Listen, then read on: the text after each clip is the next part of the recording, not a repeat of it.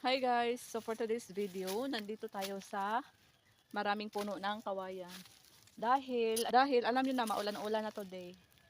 And then, magkuha tayo ng isang puno ng kawayan para lagayan ng tubig at saka dahil meron kaming nabiling drum. Pero ang importante sa akin yung tubig ng ulan dahil marami akong labahin everyday at saka meron akong anak.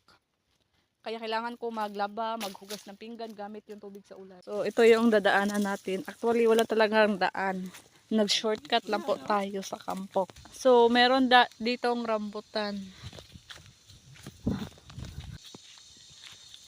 Meron akong nakita ang laki, yun oh, sobrang laki. Ito yung gusto ko dahil ano siya sa water pag ulan, dami niyang ano, Ilo-ilo, kaya kasi tumbang. salag. Ang mga salag dito. So ayan, meron na tayong nakuha or meron na tayong nahanap. Ayan. So ito pala yung kawayan ng aking father. So kapapa po ito. And libre naman kaming kumuha yung mga anak niya. Pag merong bumili like mga kapitbahay, bininta niya po ito sa halagang 30 pesos each. So pag bumili ka, ikaw na magkuha. 30 pesos yung isa.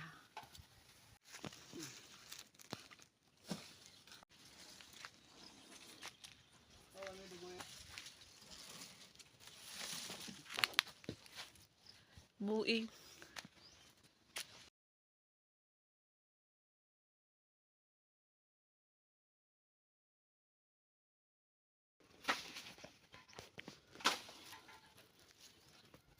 Ari ay, ika pa kuno na yung makauban be.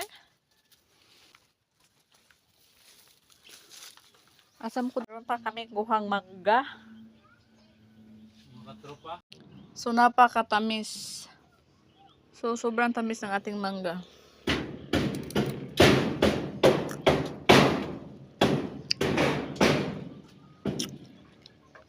Ito yung aming likuran ng bahay.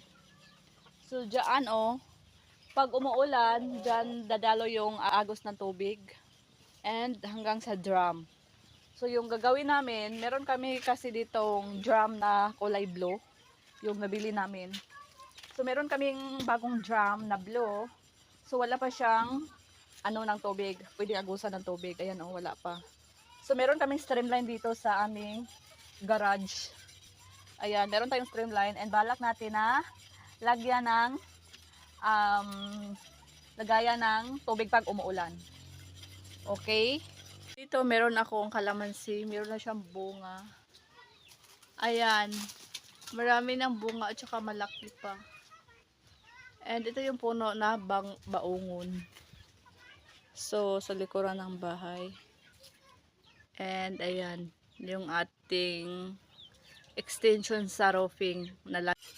So, kakatapos lang dito mag-wrapping this area, this wall.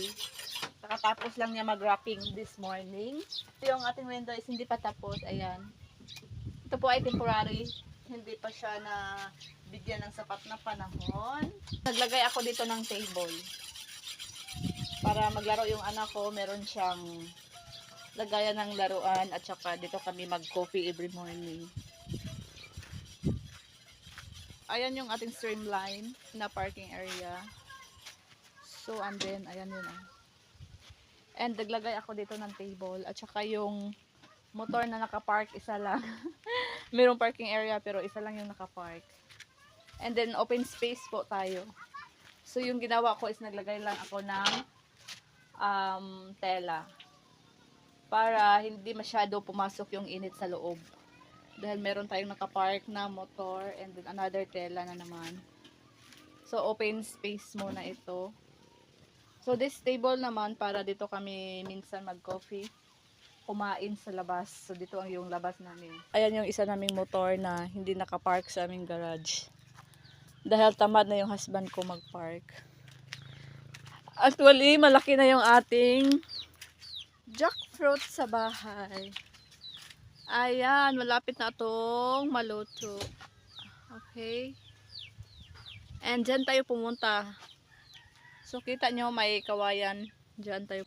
It's a big, wow. Yan yung kanya na ating kawayan.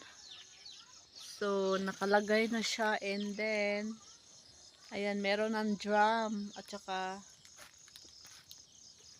dito maglalaba. So, actually, gabi na. So, ayan yung drum natin. And, ayan yung ating kawayan. Para sa tubig. Ayan. So, gabi.